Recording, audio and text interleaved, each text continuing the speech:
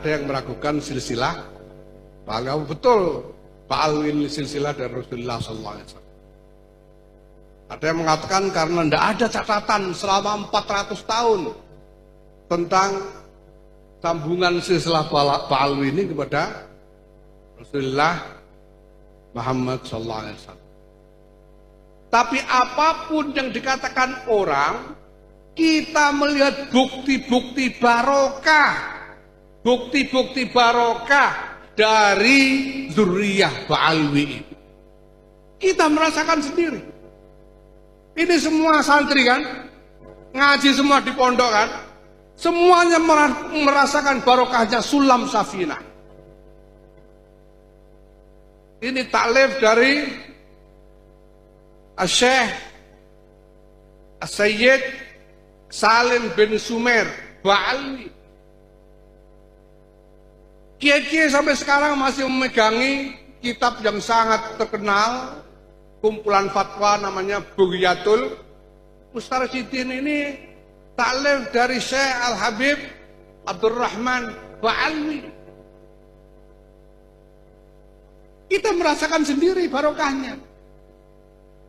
Dan untuk itu kita tidak perlu bukti-bukti yang catatan yang urut.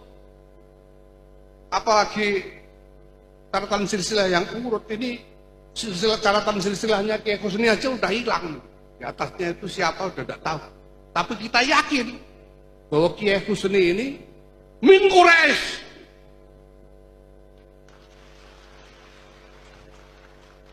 Kenapa? Kita merasakan asar barokahnya. Kita merasakan asar barokahnya. Bung Karno, kita yakin min Quraisy.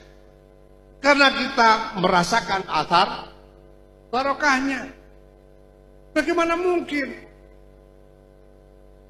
barokah dari proklamator Negara Kesatuan Republik Indonesia ini bisa kita rasakan sampai sekarang kalau tidak ada barokah dari Quraisy sebagai a'immatul muslimin. Makanya kalau kita dapat imam yang fihi lahu hadzun min Quraisy, alhamdulillah. Jangan sampai nantang kualat nyari imam yang jelas-jelas bukan Quraisy, itu aja. Nah, hadis Nabi saja baru dikompilasi 200 tahun setelah beliau wafat. Bukan berarti tidak ada riwayat. Ya, walaupun 200 tahun setelah Rasulullah SAW wafat tidak ada catatan tentang hadis, bukan berarti tidak ada riwayat. Walaupun 400 tahun tidak ada catatan tentang urutan silsilah Ba'alwi, bukan berarti tidak ada silsilah. Nah maka Bapak Ibu sekalian, ya saya mengajak pada kita semua warga Nahdien tidak perlu persoalkan, karena kita sudah membuktikan sendiri, merasakan sendiri barokah. Kita yakin bahwa Ba'alwi min dzurriyyati Rasulullah SAW, karena kita merasakan barokahnya. Assalamualaikum warahmatullahi wabarakatuh. Hamdan wa syukron lillah amma ba'dah. Kita baru saja mendengarkan pidato singkat ya, durasi 3,5 menit atau 4 menit tadi dari Ketum PBNU Kiai Yahya Khalil, atau kita kenal dengan nama Gus Yahya, di mana dalam pidatonya dia mengatakan terkait tentang sambungnya silsilah nasab Ba'alawi. Begini Pak Ketum PBNU, panjenengan sebagai pimpinan Ormas Nahdlatul Ulama mestinya menunjukkan bukan hanya sisi kealiman tetapi juga kebijaksanaan.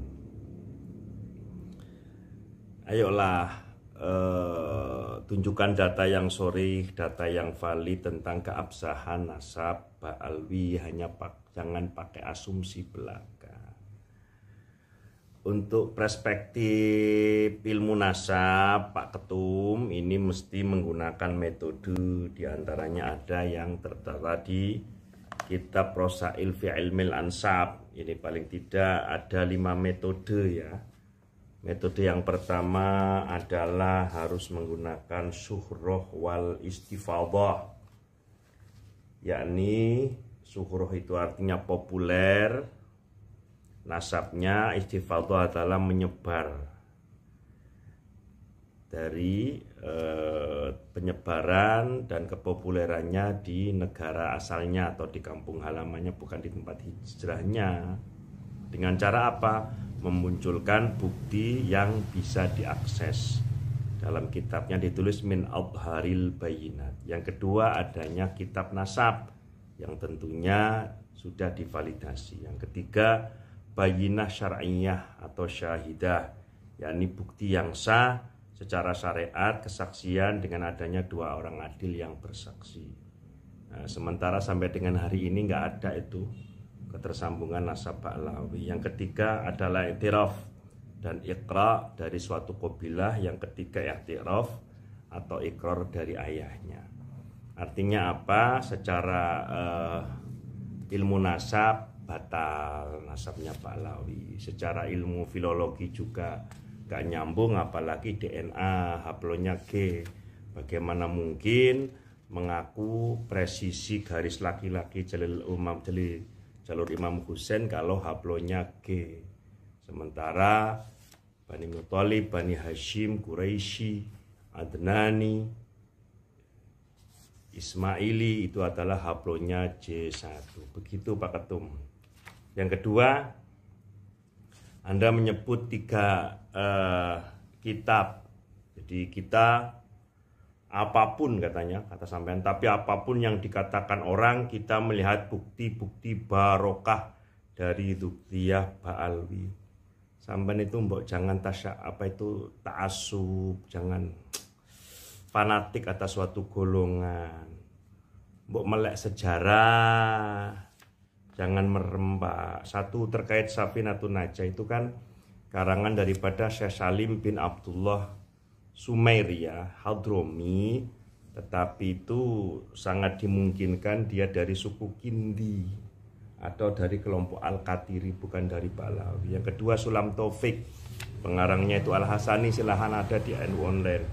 Kemudian panjenengan mengagul-ngagulkan kitab Bughyatul Mustarsyidin, tapi faktanya di kitab Bughyatul Mustarsyidin ada banyak kelucuan Pak Ketum. Di antaranya apa? Di dalamnya mengatakan bahwa anna ala Abi Alawi afdhalu ahlil bait. Jadi keluarga Ba'lawi merasa lebih mulianya ahlul bait. Yang kedua diterangkan juga di Bughyatul Mustarsyidin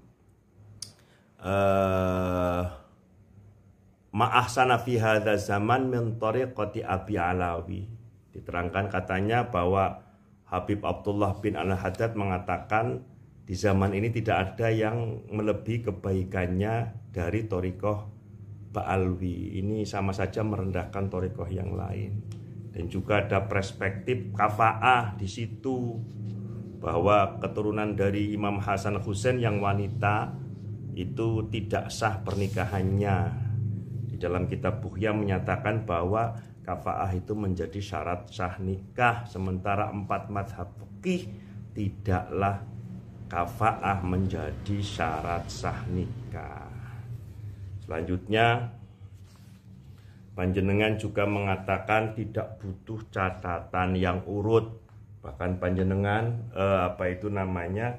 mengatakan bahwa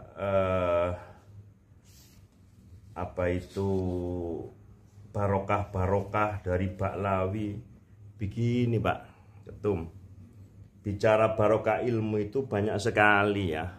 Mari kita dengarkan sejenak dari apa yang disampaikan oleh Buya Said Aqil Siraj, bahwa banyak ulama-ulama dulu yang bukan Arab, yang non-Arab, apalagi Ba'lawi. Mari kita simak. Ketika umat Islam bingung membaca Al-Quran karena tulisan Quran zaman Rasulullah dan para sahabat titiknya saja nggak ada. Huruf Arab titiknya mawon betul wonten. Ba, ta sama. Jim, ha, kho, kodo. Dal, nggak ada bedanya. Ro, zai tidak ada bedanya. Apalagi kalau ba, ta, nun, ya sama itu. Yang berjasa besar menyempurnakan tulisan Arab, ulama, tabi'in, yaitu Imam Abul Aswad Ad-Du'ali, wafat tahun 62 Hijriah. Beliaulah yang bikin titik wadi'un nuqat al-huruf, ba titik siji ngisor, ta titik dua nduwur, ta titik tiga. Yang bikin itu namanya Imam Abul Aswad Ad-Du'ali. Bukan orang Arab. Bukan Arab. Bukan darah Arab. Bukan Yaman darah juga. Persia. Sudah ada titik. Mulai terang baca Quran. Masih kangelan. Setelah Islam berkembang luas.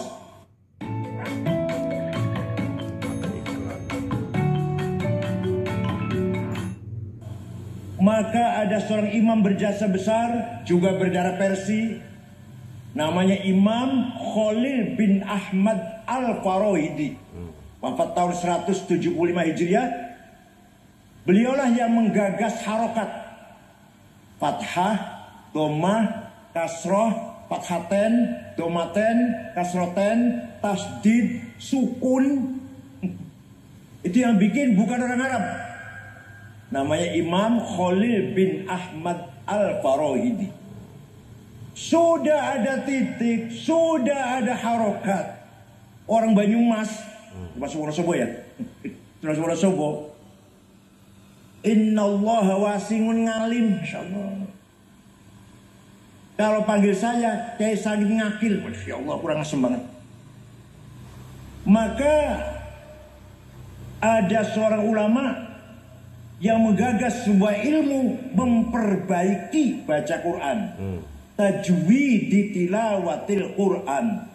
Namanya Imam Abu Ubaid Qasim bin Salam. Wafat tahun 224 Hijriah. Coba kalau nggak ada ulama itu. Kalau nggak ada ulama, baca Quran kita seperti apa? Rubba qari'il Quran wal Qur'anu yal'anuh. Banyak orang baca Quran, jangankan dapat pahala, malah dapat siksa, laknat dari Al-Quran itu sendiri. Dan yang berjasa besar dalam sejarah bagaimana cara baca Quran, bagaimana memelihara bacaan Al-Quran, ulama-ulama yang saya sebut namanya tadi.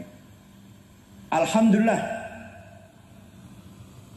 Jadi untuk ketum PBNU yang sekarang, Gus Yahya Khalil belajar segala lagi lah kepada ulama-ulama yang lebih berpengalaman dan tahu, termasuk sampean perlu belajar kepada Buya Said Akil Siraj. Selanjutnya di pidato panjenengan juga menyebut nggak perlu urutan silsilah nasab, catatan-catatan nggak perlu. Bahkan Anda menyinggung katanya hadis Nabi itu tercatat setelah 200 tahun. Gak seperti itu juga Pak Ketum PBNU Gus Yahya, Kiai Yahya. Begini loh, ada beberapa data ya, di antara lain adalah referensi hadis sahih.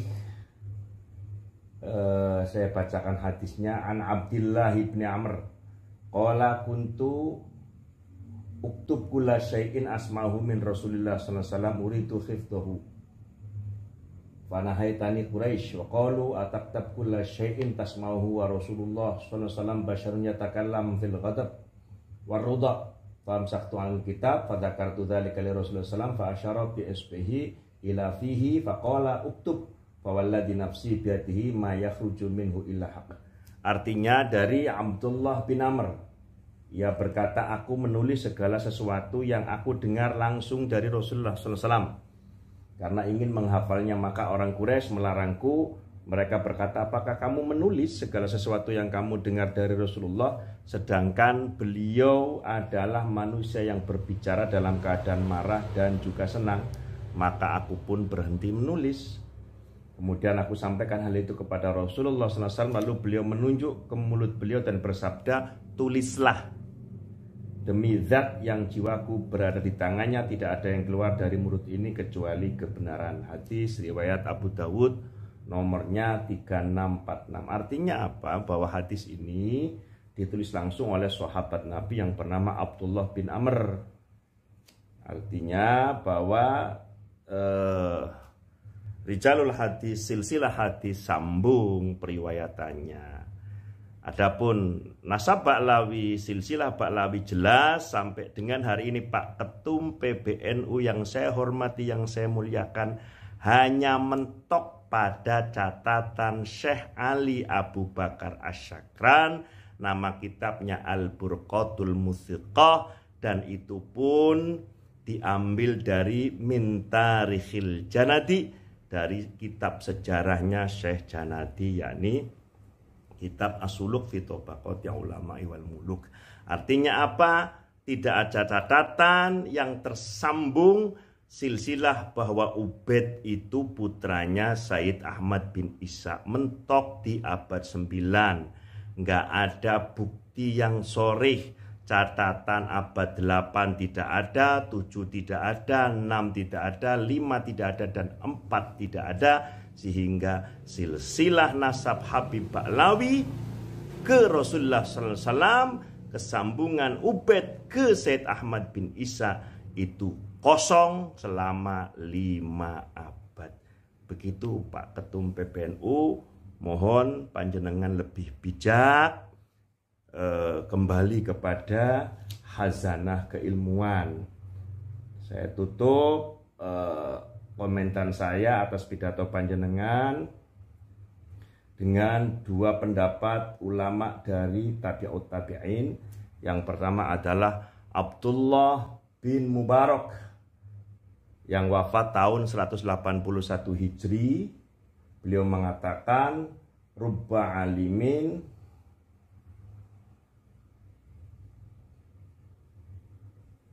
yang artinya betapa banyak orang yang berilmu yang dibinasakan oleh kebodohannya terhadap adab dan amal, dan ilmunya tidak bermanfaat.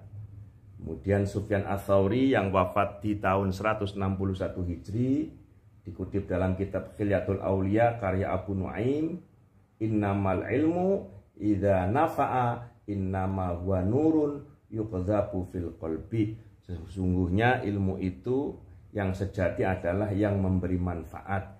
Ia adalah cahaya yang dilemparkan ke dalam hati. Sementara ilmunya Habib Ba'lawi sampai dengan hari ini untuk kalangan kita, para umat Islam dan khususnya warga Nahdliyin, yang ada hanya doktrin-doktrin semata, cerita-cerita khurafat, kesombongan, arogansi, sehingga kita di mata mereka seperti pembantu, seperti jongos, yang sehingga dianggap rendah, dianggap hina oleh kelompok Habib Ba'lawi. Terakhir, kemarin saya sowan kepada Buya Said Akil, tolong sampaikan kepada seluruh umat Islam, mari pijakan kita kembali kepada Al-Quran, teks ayat inna akramakum indallahi atqakum. Begitu saja, mohon maaf lahir batin kepada semuanya. Ini bermaksud hanya meluruskan. Assalamualaikum warahmatullahi wabarakatuh.